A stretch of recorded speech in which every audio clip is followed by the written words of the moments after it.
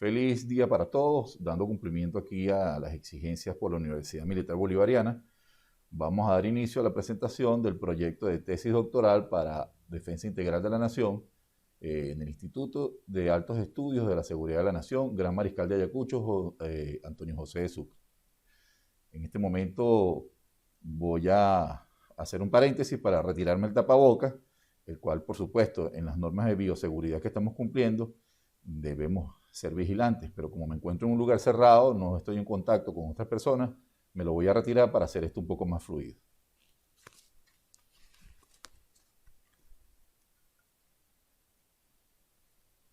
El momento que nos compete aquí ahora, vamos a dar inicio con la lámina 1 a la defensa del proyecto doctoral para Defensa Integral de la Nación, cohorte 2017-2021. El título que nos trae ahora aquí a esta reunión es Ontología de la Biodefensa, un enfoque desde la corresponsabilidad hacia la defensa integral de la nación. Quien les habla, el doctor Martínez Moros. Soy médico, soy abogado, magíster en Seguridad y Defensa de la Nación. La tutora de este trabajo doctoral es la doctora María Elcira González. Cumpliendo pues con todo lo establecido, vamos a dar inicio. Vamos a dar un enfoque entonces aquí amplio en cuanto a lo que va a ser la agenda por la cual nos vamos a seguir para esta presentación. Primer punto, el planteamiento del problema. Segundo, la justificación e importancia de la investigación. Tercero, la sistematización de la investigación.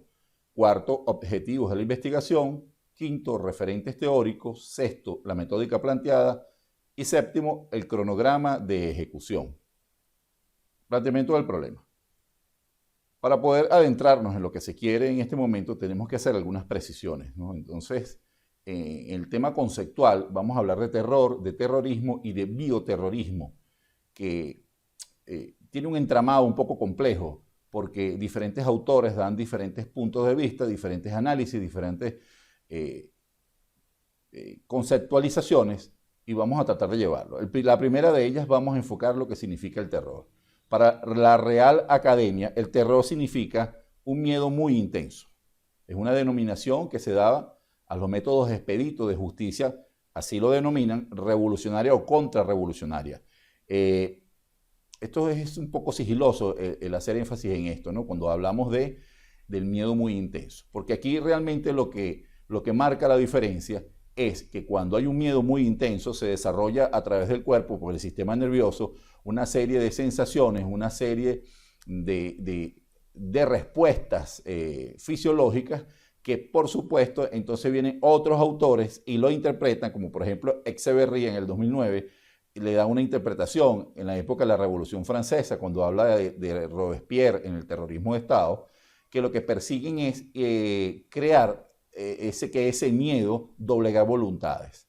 Entonces se dice que el terrorismo como tal, ya metiéndonos en materia, es la expresión del terror. Es decir, si nos venimos al sufijo ismo de doctrina o sistema, el terrorismo es el mecanismo mediante el cual se expresa el terror.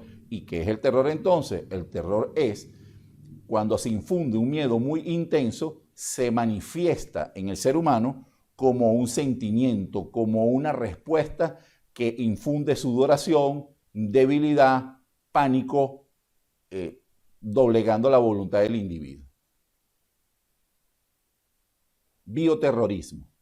Si ya venimos entonces desencadenando que terror, terrorismo y bioterrorismo, hay otros autores que también nos dicen que cuando hablamos de bioterrorismo nos vamos a cuando se introduce el elemento biológico.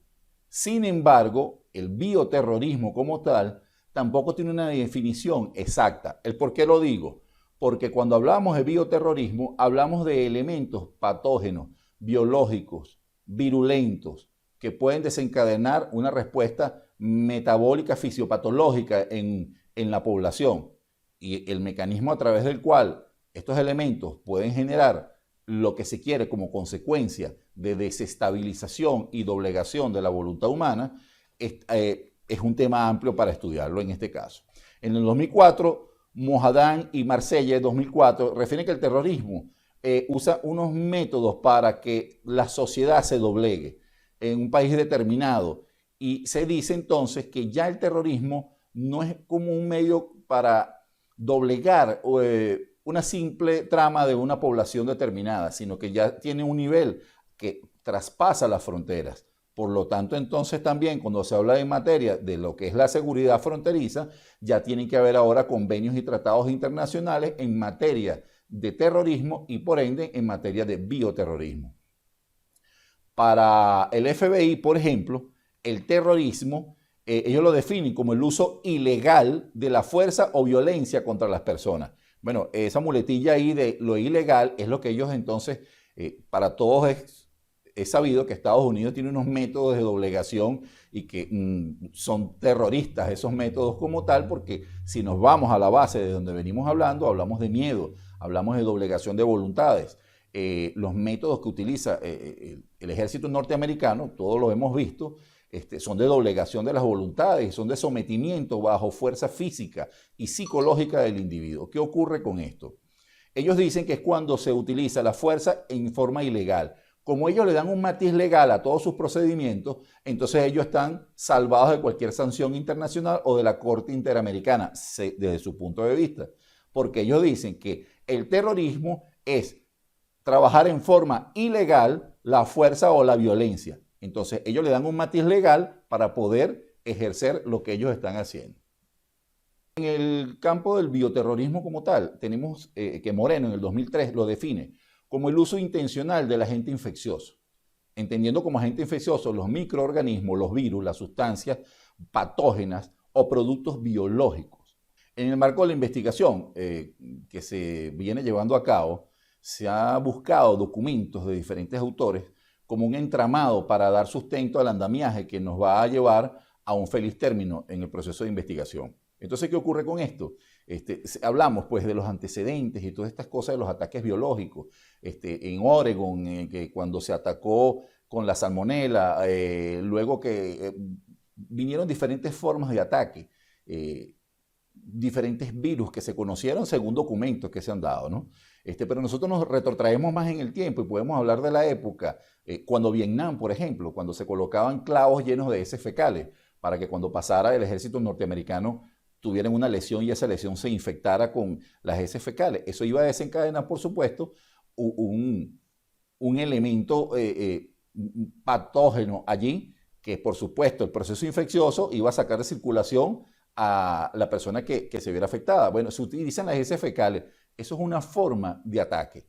También en la época de Montezuma, también vimos que, por ejemplo, ellos lo que era el grano de maíz, es un grano de maíz que tiene un tamaño determinado, ellos tienen que exponerlo al calor para disminuir su tamaño y matar algunas propiedades que tiene ese maíz porque es un maíz muy grueso. En la época de Montezuma, a Hernán Cortés, ellos cuando los reciben les dieron un maíz, pero no se los dieron procesado. Y eso ocasionó, por supuesto, un problema gastrointestinal importante que sacó de circulación a muchos de los que estaban en ese momento y simplemente quisieron utilizar un elemento biológico. ¿Por qué? Porque no le mataron los gérmenes con la técnica que ellos sabían, pero tenía toda la intencionalidad. Por eso hoy día, en el momento contemporáneo, cuando usted va a México, por ejemplo, y come mucho picante y presenta problemas gastrointestinales, se le dice que es la venganza de Montezuma.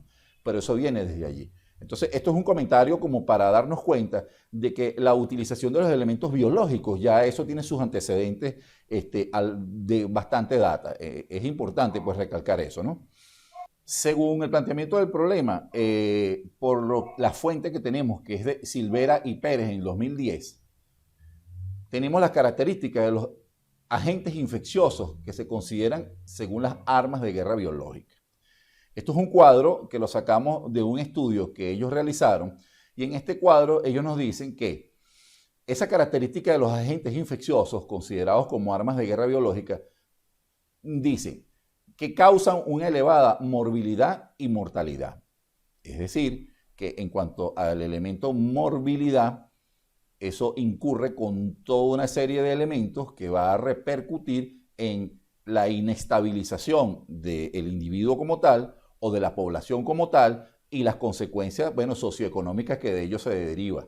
Y la mortalidad, bueno, eso, la explicación por sí sola se da. se va perdiendo parte de la población porque no existe pues, un remedio eficaz o un mecanismo de respuesta eficaz para ese momento determinado. Se transmiten de persona a persona. Tienen una baja dosis de infección media. Son muy infectantes y se diseminan muy fácilmente a través de un aerosol, a través del contacto, a través del ambiente en sí, porque la molécula que genera el proceso infeccioso puede estar flotando en el medio ambiente. No existe una vacuna contra ese agente patógeno y si la llega a existir, su disponibilidad es limitada o el retardo en el proceso de investigación para crear lo que pueda ser eficaz para contrarrestar a ese elemento. Se dispone del agente en cuestión, no es algo que venga de otro planeta, que no lo conozcamos, no, por lo general el elemento que se utiliza son elementos que están disponibles, pero ellos juegan con ese elemento patógeno para manipularlo, porque viene la manipulación genética, la manipulación microbiológica, para buscar justamente la respuesta que se quiere en el sistema de defensa humano, el cual queda inutilizado mientras el sistema de defensa humano identifica el elemento patógeno para poder entonces crear un sistema de defensa propio. Se dice que también es un agente que es estable en el medio ambiente. ¿Qué significa esto? Que se juega con la temperatura, con la altitud, con la latitud, con los cambios climáticos, para poder decir que ese elemento es estable, que se va a mantener en el tiempo.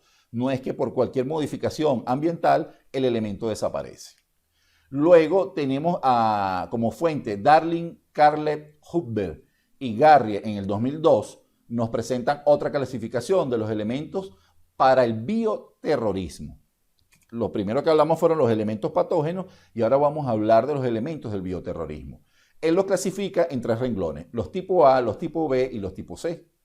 Los tipo A causan elevada morbilidad y mortalidad. Se transmiten de persona a persona, se pueden utilizar bajas dosis infectantes o dosis medias, se diseminan fácilmente y pueden utilizarse tan igual como lo que se explicó anteriormente, a través de aerosoles, a través de brotes, a través de cultivos, colocándolos en el medio físico estable, como puede ser en la baranda de un pasamano, en una escalera. Es decir, se coloca el elemento patógeno en un sitio determinado esperando una respuesta ya preestablecida para causar el daño que se quiere o inestabilizar a una sociedad o a un movimiento político determinado. Los tipo B tienen moderada morbilidad, baja mortalidad. Su diseminación y transmisión es moderadamente fácil y se requiere una capacidad diagnóstica específica.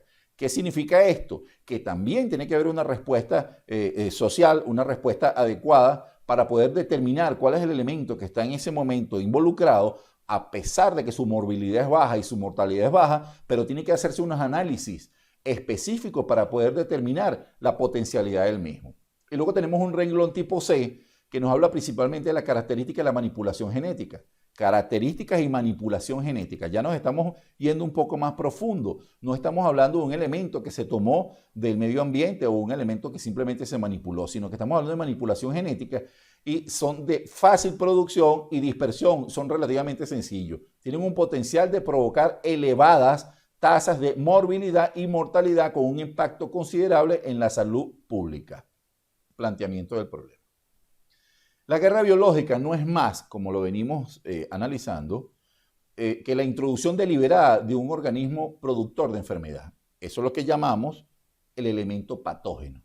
Elemento patógeno porque genera una patología. Elemento porque es lo que se manipula. Entonces, la introducción en el organismo de enfermedades a través del elemento patógeno en población de personas, animales, plantas u objetos tienen como ocasionar pérdidas económicas, inestabilizar sociedades, inestabilizar estados, inestabilizar gobiernos, y es lo que cuando se usa en forma indiscriminada, no nada más por un individuo, sino por un grupo de individuos, ya tiene la característica de movimiento. Cuando es un individuo es una acción individual. Cuando ya vienen varios individuos que se conjugan con la misma intención, hablamos de movimiento, sistema, ismo. No perdamos de vista esta denominación, entonces el terrorismo y bioterrorismo. Las lesiones personales ocasionan muerte y tienen un bajo costo con respecto a lo que serían los ataques bélicos propiamente dicho, que ya es cuando entra la parte militar a jugar un papel importante. Continuando con el planteamiento del problema, vemos que, y que es evidente que hemos visto a través de la lectura y lo que hemos analizado, hemos procesado dándole tal vez respuestas, tal vez discusiones, pues porque por supuesto que hay lectura que uno se encuentra donde el momento histórico cuando se hizo esa interpretación era otro versus nuestro momento histórico contemporáneo, sobre todo ahora que estamos pasando pues por un momento evidente de pandemia, por un COVID que hay muchas explicaciones, hay muchas especulaciones para dejarlo ahí como interrogante. Entonces, siguiendo con el planteamiento del problema, tenemos las evidencias empíricas, donde sabemos entonces que existe una terrible amenaza, que hay un avance en cuanto a la ingeniería genética, hay una sensación de terror e intranquilidad que se genera producto de la misma inestabilidad, si se quiere, desde el punto de vista emocional, desde el punto de vista humano, desde el punto de vista vivencial de la interrelación social, porque todo se modifica en la estructura y tiene un efecto intimidatorio por esto mismo.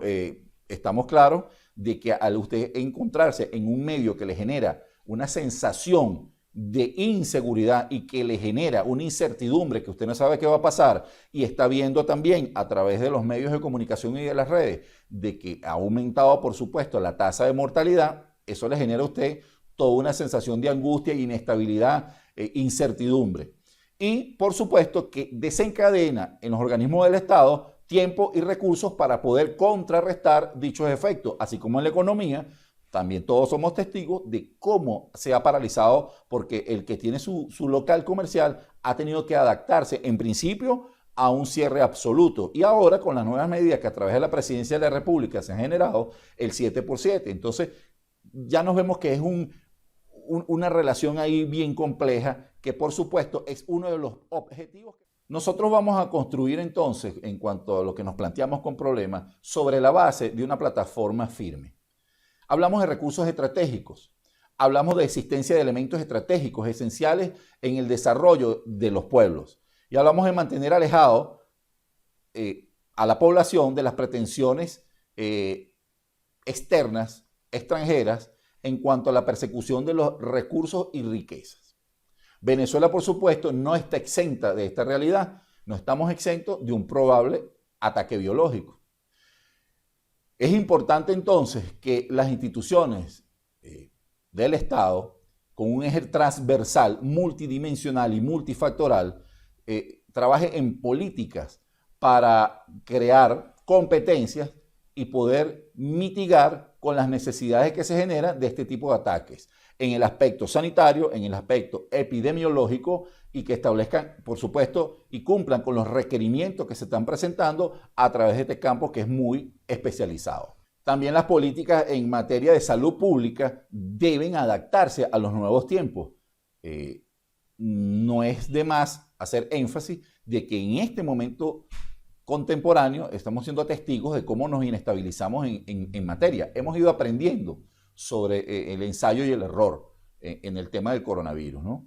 Entonces, bueno, nosotros eso más bien nos dio más fuerza para darnos cuenta de que el sistema debe estar orientado hacia una biodefensa. Por ello nosotros en el proceso de investigación justificamos y le damos importancia a esta investigación desde diversas dimensiones, a saber, ambiental, académica y legal. Desde el punto de vista ambiental, ya sabemos que existe una materia en cuanto al aspecto microbiológico y los avances por manipulación genética capaces de emplearse como armas para una potencial destrucción masiva o, por supuesto, inestabilización de gobiernos, de comunidades, de sociedades. Es tanto que puede limitar lo que coacciona su desarrollo futuro, porque el daño que se ocasiona en un momento determinado es un daño inmediato, pero también tiene unas consecuencias que se van a ver en perspectiva en el tiempo. En cuanto al académico, evidentemente nosotros le vemos importancia a esta investigación porque va a fortalecer los programas de formación a nivel nacional en materia de defensa integral de nación, creando unas líneas de investigación que orienten los trabajos de investigación la formación metódica y metodológica para sistematizar, por supuesto, una creación científica. En materia legal, nosotros tenemos, por supuesto, la Constitución de la República Bolivariana de Venezuela, tenemos la Ley Orgánica de Seguridad de la Nación, tenemos el Plan de la Patria, y todos ellos nos dan una apertura a justamente involucrarnos en lo que corresponde a la materia de defensa integral, seguridad, desarrollo y crecimiento de la nación. Porque así como lo dice el preámbulo de la Constitución, vamos a refundar, y el refundar significa involucrar. Sistematización de la investigación. Por todo lo antes expuesto y por todo lo que, por supuesto, uno se plantea pues, en el proceso de formación académica, nace una pregunta rectora, y serían, ¿cuáles son los elementos teóricos conceptuales que sustentan la ontología de la defensa integral ante potenciales amenazas de armas de destrucción masiva de orden biológico desde la corresponsabilidad en el contexto de la defensa integral de la nación? Esa nosotros, dentro de la sistematización de la investigación, lo tenemos como una pregunta rectora. Esta pregunta rectora genera a su vez unas subpreguntas que van a sustentar lo que más adelante vamos a desarrollar como el objetivo principal y objetivos específicos. En la sistematización de la investigación nos encontramos con la siguiente pregunta. ¿En qué consiste la naturaleza de la defensa como estructura de paz? Y la corresponsabilidad ante las posibles amenazas de armas de destrucción masiva.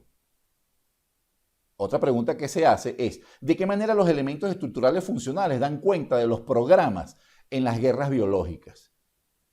Una tercera pregunta, ¿qué significado subyacen a la biodefensa ante potenciales amenazas de armas de destrucción masivas? Y en el entramado de la estructura y función para la derivación de los elementos teóricos conceptuales, que vamos a desarrollar, por supuesto, en el proceso de investigación. Avanzando entonces, nos vamos a plantear lo que para nuestro proceso de investigación sería el objetivo de la investigación. Ya habiendo justificado lo que hemos encontrado y de dónde nace el interés y habiendo desarrollado o ilustrado un poco para dejar ver la pregunta rectora y las preguntas que sustentan a esta pregunta rectora, nos nace ahora el objetivo de la investigación, objetivo general. Nosotros pretendemos a través del proceso de investigación generar los elementos teóricos conceptuales que sustentan la ontología de la biodefensa ante potenciales amenazas de armas de destrucción masiva de orden biológico desde la corresponsabilidad en el contexto de la defensa integral de la nación, ya que la Constitución de la República Bolivariana de Venezuela me lo permite. Derivado entonces del objetivo principal, voy a desencadenar en unos objetivos específicos. Como objetivo específico tenemos comprender la naturaleza de la defensa como estructura de paz. Si bien es cierto la Constitución y la Ley Orgánica de Seguridad de la Nación nos establecen unos lineamientos para ello, debemos meternos a fondo para comprender la naturaleza de lo que significa la estructura de la defensa y la corresponsabilidad, haciendo énfasis en las potenciales amenazas de armas de destrucción. Luego vamos a interpretar esos elementos estructurales y funcionales para dar cuenta de los programas de producción de armas biológicas en el contexto global. Posteriormente, como objetivo, se pretende revelar los significados que subyacen a la biodefensa ante posibles amenazas de armas de destrucción masiva, a través de un entramado de naturaleza de la estructura y la función para derivar los elementos teóricos conceptuales. Continuando con el proceso de investigación y en el diseño que venimos estructurando, en la construcción, por supuesto, de lo que serían ya los referentes teóricos, nos encontramos con unos trabajos que desarrollaron los siguientes autores. Regalado en el 2003. Regalado realiza en Cuba una tesis doctoral titulada La Convención de Armas Biológicas, Antecedentes, Actualidad y Perspectiva. ¿Qué pretende Regalado con esto? Relacionar lo que para el momento histórico que se hizo este trabajo se refería a la Convención de Armas. El cómo se declara la utilización del arma. El declarar qué elemento patógeno pudiera establecerse en un momento determinado para un ataque que se haya planificado o se vaya a establecer en una población o en un territorio determinado. ¿Por qué lo relacionamos con nosotros? Porque este estudio trata sobre antecedentes en convención de armas biológicas. Y nosotros tenemos que entonces hacer énfasis en esos estudios para correlacionarlo y llevarlo a lo que es la situación actual. Oliveira, 2007, realizó un trabajo de grado titulado Guerra-Terror, desde la biopolítica a la bioguerra. En este caso, Oliveira, que este trabajo lo realizaron en Brasil, trata de darle un matiz legal a lo que sería la guerra, desde el punto de vista biopolítico, para nutrir lo que llama la bioguerra. ¿Qué es lo que pasa con ese entramado legal que él pretende? Bueno, él pretendía en ese trabajo establecer los fundamentos o normas y reglamentos que se establecerían para un ataque biológico. Y él, por supuesto, desarrolla algunos conceptos en su trabajo de investigación que nosotros en el proceso de análisis vamos a desarrollar y vamos a utilizar para nutrir lo que queremos desarrollar y para llegar a un feliz término. Luego tenemos en España, Espona en el 2019 realizó una tesis doctoral titulada Armas biológicas y salud pública, un estudio jurídico criminológico. Se relaciona con este estudio desde los elementos estructurales y funcionales, ya que dan cuenta de los programas de formación de armas de destrucción masiva y de orden biológico en un contexto global.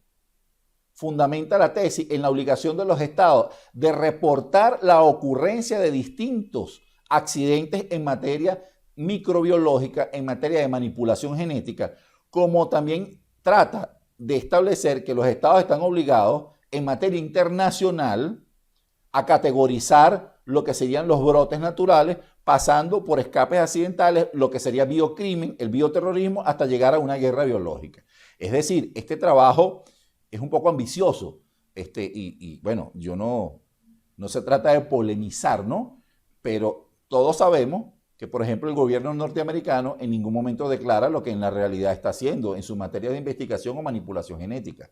Entonces el trabajo que realizó este investigador trataba pues de centrar, de que se normatizara todo este tipo de cosas para llevarlas a una declaración de que todos los países del mundo tuvieran esa información a la mano y pudiera utilizarla según su conveniencia. A nivel nacional nos encontramos con Herrera. En el 2016 realizó una tesis en el Instituto de Altos Estudios para la Seguridad de la Nación. En ese momento nos llamábamos IAEDEN, era el Instituto de Altos Estudios para la Defensa, titulado Biodefensa en el marco del Sistema Suramericano de Salud y Convenios de Cooperación Internacional. Este estudio se basó en establecer lineamientos de biodefensa en el marco del Sistema Suramericano de Salud. Básicamente lo que quería desarrollar era allí materia sanitaria, lo que sería la atención primaria, que establecer como un patrón para el desarrollo de la materia sanitaria y la materia de bioseguridad, por supuesto, con repercusión socioeconómica, con repercusión sanitaria y mediática. Ya que los efectos que genera, por supuesto, este tipo de ataques, ya los venimos hablando en la antesala a esta fase, donde sabemos que, por supuesto, el eje principal es la inestabilización. Referentes teóricos. Tratando de concentrar lo que nosotros hemos encontrado y desarrollado como las variables, partiendo de los referentes teóricos, tenemos que el bioterrorismo es una forma de hacer la guerra ante el imaginario nacional. Para ello, diseñamos, es decir, tenemos la autoría del diseño de un gráfico en forma de diana con un núcleo central, y ese núcleo central luego se va a proyectar hacia la periferia. El núcleo central de la investigación, para lo que queremos desarrollar en la evaluación de las variables y la concentración de las mismas, entonces, ¿qué nos vamos a encontrar con la defensa integral de la nación? Que por supuesto es el eje primordial de donde parte todos los procesos de investigación en materia de defensa integral de la nación. La defensa integral de la nación es competencia de todos. La Constitución así lo prevé. En el preámbulo de la Constitución nos habla de la refundación. También más adelante, desarrollando la Constitución como tal, nos vamos a encontrar que nos habla de corresponsabilidad. Nos habla del ente público, del ente privado, de la persona natural, de la persona jurídica, nos habla de cómo debemos involucrarnos todos a través de cualquier método. Así también lo contempla la Ley Orgánica de Seguridad de la Nación, donde nos dice de que todos somos responsables y podemos aportar en esta materia. Partiendo de este hecho, de que ya está justificado de por más el que debemos nosotros aportar, y dice bajo cualquier método, bajo cualquier ámbito, nosotros nos vamos al ámbito educativo, porque de allí parte la generación de las interrogantes. Entonces, la defensa integral de la nación, ya tenemos la justificación propia de que nos da el pase directo. Pero esa corresponsabilidad entonces es la que nos dice, y muchos autores se meten en esta materia de la corresponsabilidad. Hay algunos que justifican la corresponsabilidad como una singularidad del individuo. Hay otros que justifican la corresponsabilidad como un problema de la comunidad. Y simplemente nosotros entonces en ese proceso de análisis de los datos y de las referencias, encontramos que la corresponsabilidad es cuando en el proceso de socialización se da o se cede el derecho a un ente rector para nosotros guiar nuestras intenciones y que sea este ente rector, Estado, a través de sus instituciones y las políticas públicas que desarrollen el elemento que vaya a compaginarse con lo que es la defensa integral de la nación. Entonces tenemos nosotros lo que sería la acción y la reflexión, tratando de llevar un poco a lo que sería la relación del sujeto-objeto. En este caso, la reflexión y la acción se transforman en sujeto y objeto a la vez, ambos. No existe un sujeto y un objeto en título individual, no. La reflexión, a su vez, es sujeto y objeto, y la acción, a su vez, es sujeto y objeto. Tenemos entonces que el ser en el elemento dialógico, porque el tiempo histórico y la realidad social así lo determina. La participación del individuo, la participación de la comunidad, la participación política, el elemento social, el ser como ser social, en la interrelación del hombre con su medio ambiente y del hombre con el hombre. Y en la interrelación del hombre con su medio ambiente y el hombre con el hombre, por supuesto que está preestablecido por normas y principios fundamentales que rigen el comportamiento del individuo en sociedad. Entonces, el diálogo es primordial para la creación de la conciencia. Se tiene que crear una conciencia cierta de qué es lo que se pretende y una conciencia cierta de lo que significa un ataque biológico y qué significa el bioterrorismo, qué significa el terrorismo, qué significa el terror. Y por supuesto, entonces nosotros pretendemos introducir allí qué significa la bioseguridad. Para ello nosotros nos afianzamos en el aporte de Paulo Freire en su enfoque de la educación liberadora, de aquella educación en la cual se permite un pensamiento libre, un pensamiento que se adapte a las necesidades de un momento determinado, donde, como lo dijo él en su obra, de la liberación del pensamiento, la liberación del ser, el ser creativo, el ser que aporta, no el ser que se guía por un patrón que está preestablecido más allá de su voluntad. No se trata de eso. Se trata que evidentemente tenemos que tener unas normas que regulan nuestro comportamiento social, pero nosotros tenemos que participar en ese proceso de creación. Tenemos que socializar con ese proceso de creación. Y por ello nosotros creemos y pretendemos crear un marco teórico y pretendemos crear un cuerpo teórico como tal para sustentar lo que vamos a introducir en nuestra investigación como la biodefensa. A partir de este momento voy a tratar de ilustrar la metódica que nos estamos planteando para desarrollar la investigación que ya comenzamos pues, a darle una forma. Y por supuesto, esa forma tiene que definirse a través de todos unos procesos. La metódica planteada. Tenemos un enfoque fenomenológico para un horizonte interpretativo. Ese fenómeno es el que, por supuesto, nos va a dar paso al estudio cualitativo con un valor de significados. Luego vamos a tener un abordaje bibliográfico de textos, documentos, literaturas, especializado y el marco legal, el marco hasta médico, nos vamos a involucrar un poco, ¿no? Que no es la intención, pero tenemos que echar mano de todo aquello que nos sustente el proceso de investigación para llevar a un producto final. Los datos inmanentes al hombre son simplemente la conciencia y no expone en sí los fenómenos. Es decir, el individuo como ser humano en su fuero interno puede tener una intencionalidad, pero esa intencionalidad que viene generada de lo que es el proceso evolutivo en las guerras que históricamente hemos manejado, uno tiene una documentación en su memoria y en su subconsciente, pero no basta eso, basta darle forma a través del análisis, basta darle forma a través de la interpretación y basta darle forma a través de la socialización de ese conocimiento empírico. Trabajando con las categorías, representaremos los diferentes conceptos según basándonos en Deleuze y Guattari el 2001. Producto del proceso se lleva a cabo de una manera secuencial con los diferentes momentos hermenéuticos, es decir, vamos a tener una interpretación, una reinterpretación que va a originar unos resultados a partir de abstracciones de lo que allí se saquen de los documentos y de las conceptualizaciones dadas por algunos autores.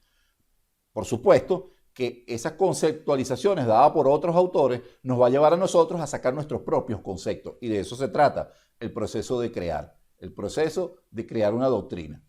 Hecho por y clasificar las características en función del fenómeno investigado. La metódica que nos planteamos lleva un paso procedimental. Esto lo dividimos nosotros en 4 fases. A saber, primero se seleccionan las unidades discursivas. Se buscan los párrafos, los textos, para procurar tener evidencias y matices que den cuenta del elemento de la categoría que vamos a desarrollar como tal, y los textos en una realidad como el objeto de estudio que queremos desarrollar. La segunda fase es la comprensión e interpretación. Cotallo nos dice en el 2012 y apela a la hermenéutica como elemento irrebasable o que otorga sentido a los conceptos que se utilizan para designar la praxis, que es vital, donde emergen y se desarrollan las nuevas ideas y las nuevas creaciones. En la fase 3 categorizamos para obtener conceptos. En este enfoque se interpreta y se explica la proporción y la aproximación de las realidades manifiestas de manera compleja a través de los elementos teóricos conceptuales. Y esto es lo que va a desarrollarse como cuerpo teórico, en el desarrollo, por supuesto, de la investigación. Y la cuarta fase, que es la teorización, que es el punto álgido y al cual se quiere llegar. Se pretende conformar un horizonte que innove dentro del proceso de investigación y aporte, por supuesto, con una postura dialógica, subjetiva, fenomenológica y que asume el proceso de investigación desde un tejido filosófico, teórico, que va a sustentarse en lo expresado como biodefensa de la nación. Una vez que cumplamos con las 4 fases, con los requisitos que ahora acabo de describir, debemos obtener un producto. Como está establecido por los lineamientos y las normas y procedimientos establecidos por el Instituto y por la Universidad Militar Bolivariana, nosotros debemos regirnos por un cronograma de ejecución de este trabajo. Y esto tiene unas fechas que se han preestablecido, que por supuesto es conocido para todos, que estas fechas han tenido que modificarse en muchas oportunidades y no sabemos pues si se llega a presentar alguna situación que nos continúe modificando. Pero en principio nosotros trabajamos desde septiembre, octubre, noviembre, diciembre, en lo que es el desarrollo de todo este proceso de investigación, siguiendo unos canales que ya están documentados, que ya están preestablecidos y los cronogramas llevan una forma a seguir. En agosto trabajamos con la elaboración del proyecto como tal, luego en septiembre nos fuimos a la presentación en proyecto doctoral según lo que estaba preestablecido, luego fuimos a la aplicación y recolección de la información, que sería en octubre, y noviembre, análisis y procedimientos de la información recolectada, luego nos vamos a diciembre, que dice que la interpretación de los hallazgos, y así sucesivamente a un feliz término, que como bien acabo de explicar, yo lo tengo aquí marcado, lo tienen ustedes en pantalla en este momento, pero sería aventurero de mi parte reafirmar que se va a cumplir de esta manera. Por lo tanto, trato de no ahondar en él, sino por lo menos ilustrar que hemos venido siguiendo unas pautas que se preestablecieron. Sin embargo, las mismas 100% pueden ser modificables según las necesidades y requerimientos que se tengan en materia sanitaria, en materia institucional, para seguir cumpliendo con las normas de bioseguridad y evitar, por supuesto, los contagios futuros. Esta imagen que coloco para finalizar mi ponencia es una silueta femenina, porque Venezuela, según las investigaciones, es mujer, es femenino. Y ese entramado que ven en esa imagen es un sistema de defensa. Allí se observa una cadena de ganglios, una cadena ganglionar y un enramado que está allí que interconecta esos ganglios. Bueno, eso es un sistema de defensa.